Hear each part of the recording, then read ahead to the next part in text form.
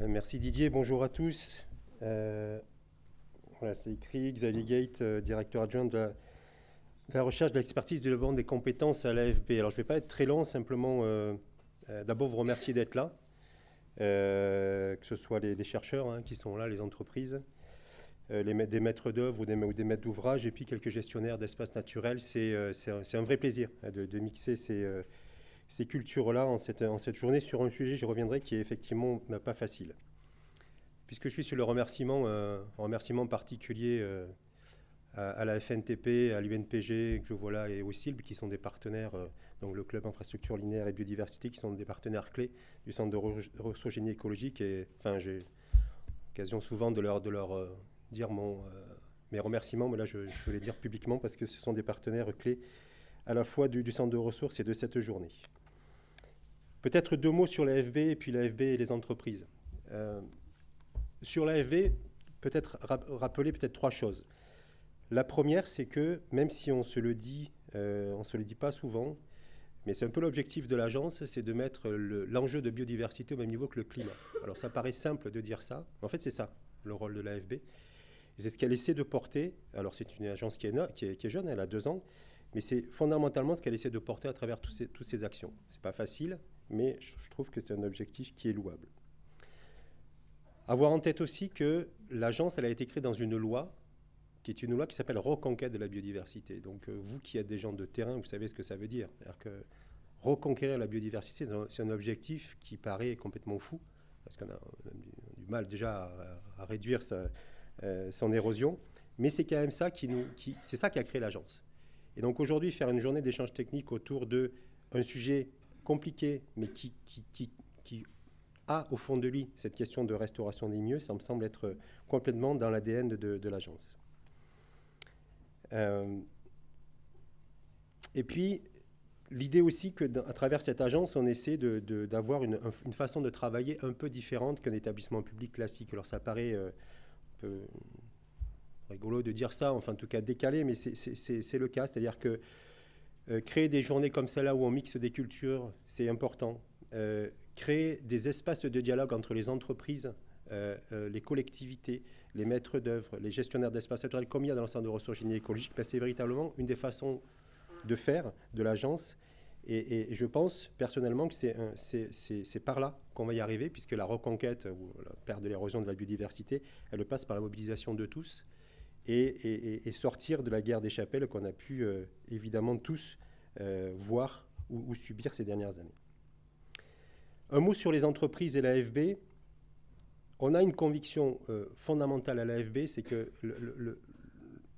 la reconquête de la biodive, elle passe par un changement profond, mais de toute notre société, de nos modes de production, de nos modes de déplacement, même de nos modes de communication. Et évidemment, les entreprises, elles sont au cœur de ce travail-là. Elles sont au cœur de ce changement. Et c'est vrai que depuis le début, et d'ailleurs notre directeur général est très sensible à ça, on est allé vers ce monde de l'entreprise pour le questionner, pour travailler avec lui. Pour illustrer ça, je ne sais pas si vous étiez là, mais même avant que l'agence se crée, il y avait eu un premier forum économie et biodiversité et économie, fin 2016, dont l'objet était véritablement de fonder cette relation entre les entreprises et l'Agence française pour la biodiversité. Et je pense qu'il y a un certain nombre d'entre vous qui vont assister à la deuxième session, la deuxième édition de ce forum biodiversité économique qui aura lieu le 17 et 18 décembre prochain.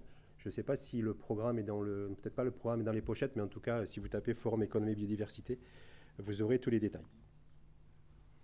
Et puis un troisième élément qui fait le cœur de l'agence française, c'est que l'agence française, elle est présente partout sur les territoires, évidemment dans ses sièges, qu'ils soient à Brest, à Paris, à Montpellier, mais aussi dans tous les départements. Et on a quand même un sentiment, c'est que derrière ces enjeux forts de préservation, de restauration de la biodiversité, c'est quand même le terrain, à un moment donné, qui a la parole. Au-delà des grands discours, à un moment donné, c'est quand on se colle sur le terrain, qu'on se rend compte soit de la difficulté, soit des synergies qu'il peut y avoir entre chacun des partenaires. Ça, c'est un élément majeur. Je pense qu'avoir ça en tête, on essaie d'être un établissement public qui est le plus proche possible des réalités de terrain. Alors peut-être quelques attentes par rapport à cette journée.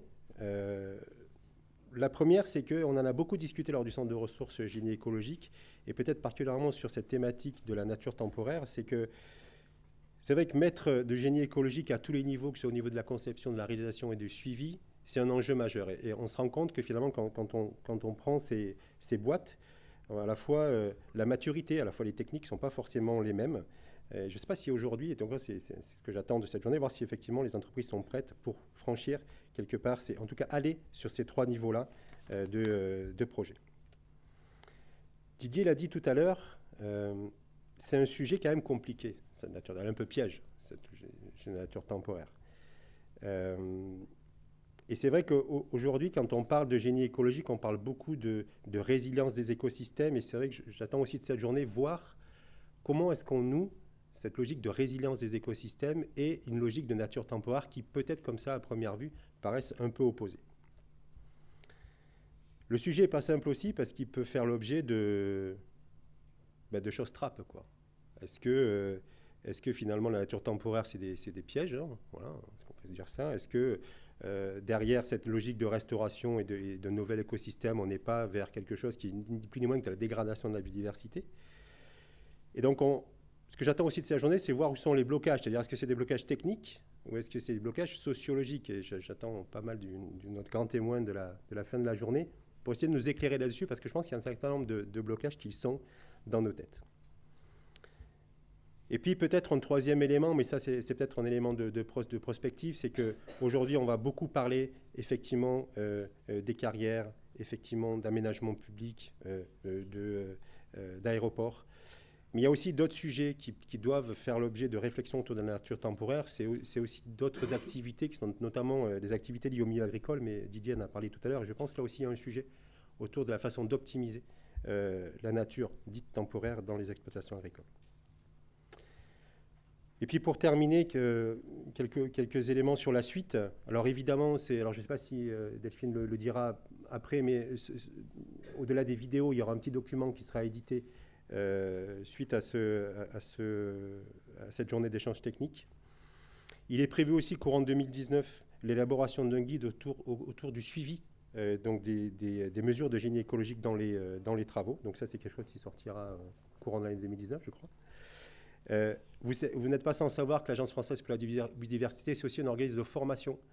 Donc venez sur le catalogue de formation de l'AFB, il y a un certain nombre de formations qui vont concerner le génie écologique, alors pas spécifiquement la nature temporaire, mais en tout cas le génie écologique.